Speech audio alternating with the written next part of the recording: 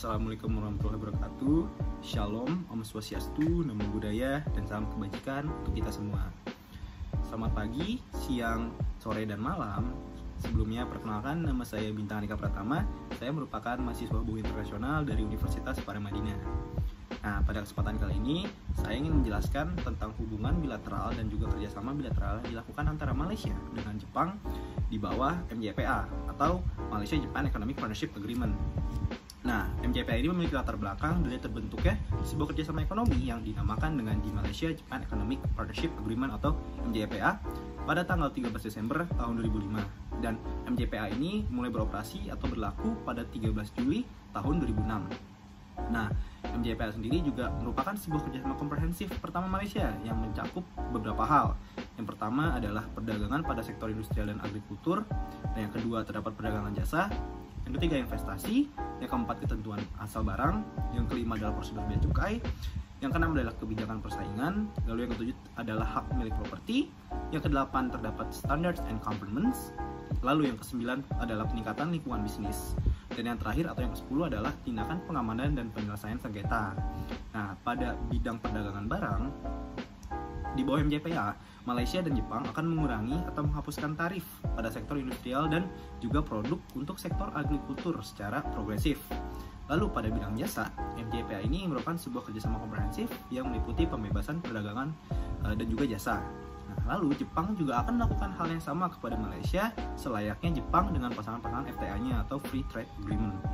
Nah, lalu Jepang ini menekankan sektor kepada Malaysia yang mencakup bisnis dan juga jasa, edukasi, komunikasi, lalu hal-hal yang bersangkutan dengan turisme dan travel yang berhubungan juga dengan kesehatan dan juga jasa sosial.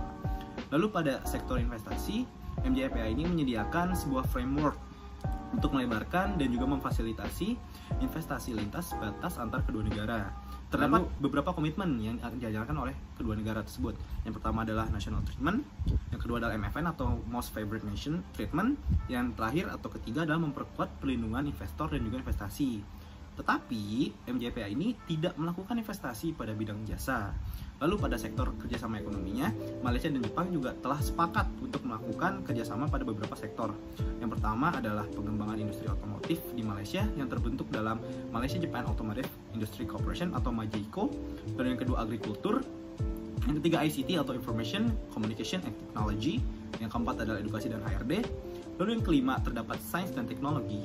Lalu yang keenam adalah usaha kecil menengah atau UKM. Yang ketujuh turisme, dan yang terakhir atau yang kedelapan adalah lingkungan. Mari kita lihat keuntungan yang didapatkan oleh Jepang dengan adanya kerjasama MJPA ini. Pertama, pada produk industri. Nah, yang pertama-tama ini terdapat pada komponen otomotif. Ya, dengan adanya MJPA ini akses yang meningkat dengan kerjasamanya di Malaysia gitu loh. Lalu terdapat kerjasama pada sektor otomotif. Selain komponen otomotif juga terdapat pada besi dan baja. Jadi Malaysia ini mengimpor produk dari Jepang yang dimana digunakan untuk bahan-bahan pabrik, dan juga tarif untuk besi dan baja itu akan dihilangkan dalam kurun waktu 10 tahun. Lalu yang terakhir terdapat meningkatnya akses pasar antara kedua belah negara. Nah, lalu terdapat pada sektor agrikultur yang dimana produk agrikultural ini dikurangi tarifnya untuk harga buah-bahan yang berawal dari 29,8% itu menjadi 25% dalam kurun waktu 5 tahun. Lalu terdapat pada produk perhutanan, yang dimana kerjasama ini meningkatkan gitu loh penjualan kayu dari bahan-bahan yang sustainable atau yang bertahan lama.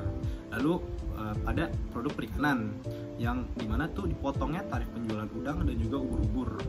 Lalu juga yang terakhir terdapat penjualan produk-produk pangan dalam kuota penjualan gitu.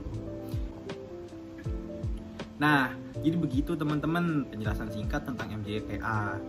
Nah, semoga dengan penjelasan saya tadi teman-teman lebih mengerti tentang apa itu MJPA, dan juga semoga wawasan teman-teman itu lebih bertambah. Nah, saya juga sebelumnya mohon maaf jika ada salah kata. Saya Bintang Andika Pratama, mohon pamit undur diri. Wassalamualaikum warahmatullahi wabarakatuh.